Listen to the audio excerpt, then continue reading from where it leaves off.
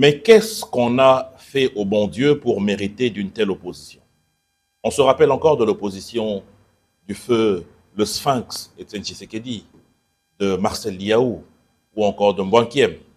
Mais l'opposition d'aujourd'hui, elle n'est pas dans la mesure, elle n'est pas dans la profondeur, elle n'est pas objective, elle est subjective.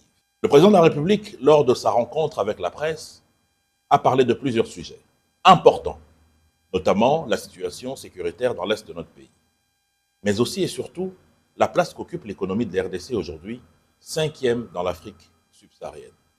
Mais il a également parlé des avancées qu'il y a eu, notamment avec l'accès à l'électricité, qui aujourd'hui avoisine les 22%, et surtout la manière dont notre budget a explosé et nos réserves de change. Malheureusement, pour l'opposition, tout cela ne compte pas. Tout ce qui compte pour cette opposition, c'est des questions politiques, c'est-à-dire la politique pour la politique. Eh bien, ils ont parlé de la question liée à la Constitution, mais aussi à ce qu'eux appellent un troisième mandat du chef de l'État. Un raccordement frauduleux parce qu'ils ont quitté le débat scientifique pour aller dans un débat subjectif et passionnel. Le chef de l'État, lorsqu'il a parlé de la question de la Constitution, il a été clair. Et nous le savons tous, que la Constitution de 2006 était un texte important pour que nous puissions quitter la belligérance. Mais aujourd'hui, il y a des facteurs qui touchent notre développement et l'avenir de notre pays, notamment l'environnement, les mines, les questions de sécurité, nos enfants, les personnes vivant avec handicap, qui devraient figurer dans la loi fondamentale pour coordonner la vie des Congolais. En tant qu'homme d'État, le président de la République pense donc à cet avenir-là pour le Congo.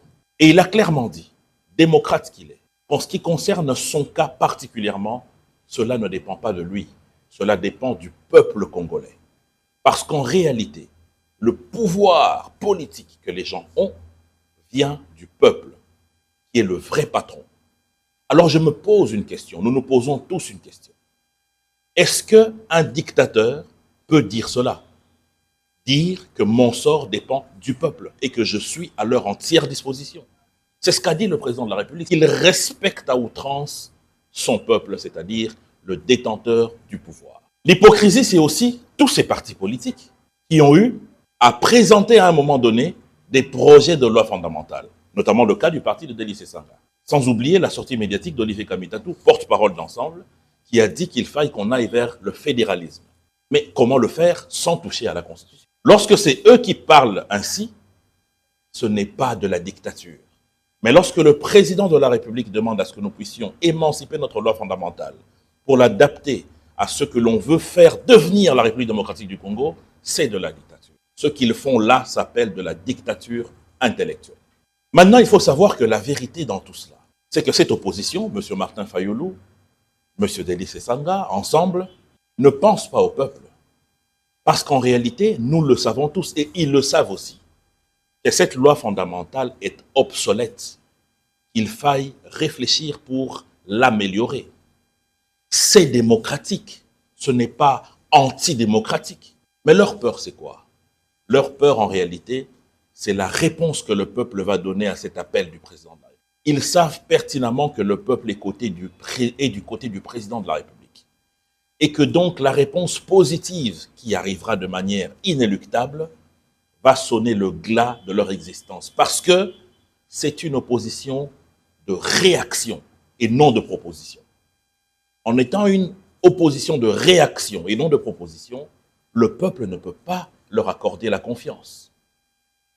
Donc aujourd'hui, en ce qui nous concerne, nous, le camp du président de la République, nous estimons qu'il est important que nous puissions nous pencher sur la question importante, c'est-à-dire l'avenir de notre pays. Aujourd'hui, cet avenir est radieux parce que les bases ont été jetées et le président en a parlé, notamment en ce qui concerne la place de nos enfants dans l'éducation, la gratuité de l'enseignement d'une part et la construction et modernisation des universités de l'autre part.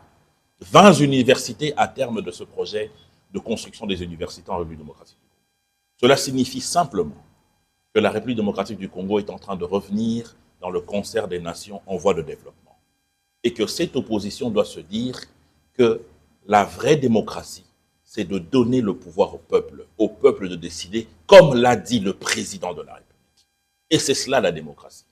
Et non se retrouver dans un vieil hôtel et asséner des incantations pour interdire à des Congolais de réfléchir sur leur loi fondamentale et à la population d'exercer son pouvoir au travers le référendum.